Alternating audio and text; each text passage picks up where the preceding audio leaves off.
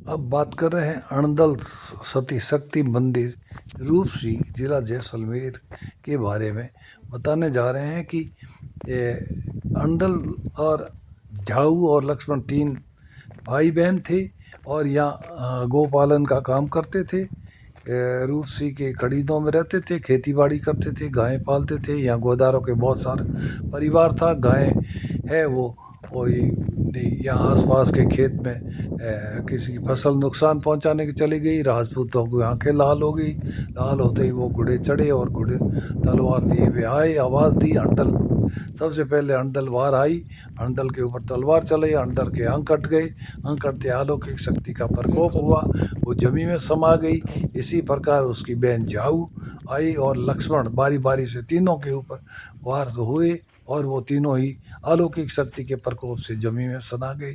जो आज शक्ति कहते हैं, सत्य में शक्ति होती है और सत्य की जीत होती है, वो आज भी उनकी पूजा जाता है। गोदारा गोत्र के लोग करेंगे है, वो आज भी यहाँ आते हैं। जो ही ये घटना घटी सती होने की, सारे गोदारी लोग यहाँ से उठ के लूण पी के चले गए। आज वो साल में 1 या 2 बार या जागरण पूजा करते हैं, अपनी जात देते हैं, गोत्र की पूजा पाठ करते हैं और ये तीनों उनकी समाधि बनी हुई।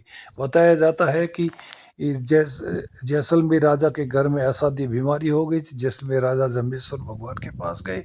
जम्बेश्वर भगवान ने उनको कहा कि आप हवन कीजिए। उन्होंने हवन के लिए 2 पुजारी साथ भेज दिए, जिसका नाम लक्ष्मण और पांडु था। उन्होंने जैसलमेर दरबार में कुछ दिन तक हवन पूजा किया और उसके बाद वो यहाँ आकर के खड़ीन में बस गए। खड़ीन में काफ़ी लंबा चौड़ा परिवार हो गया और खड़ीन में खेती बाड़ी करने लगे।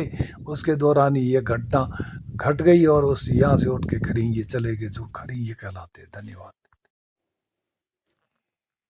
श्री संभागीय आयुक्त मेहरा साहब आज सदरी स्थित चिकित्सालय पहुंचे और वहां चिकित्सा अधिकारी से चिकित्सा सुविधा की जानकारी दी और मरीजों का जो रजिस्टर है वो भी देखा।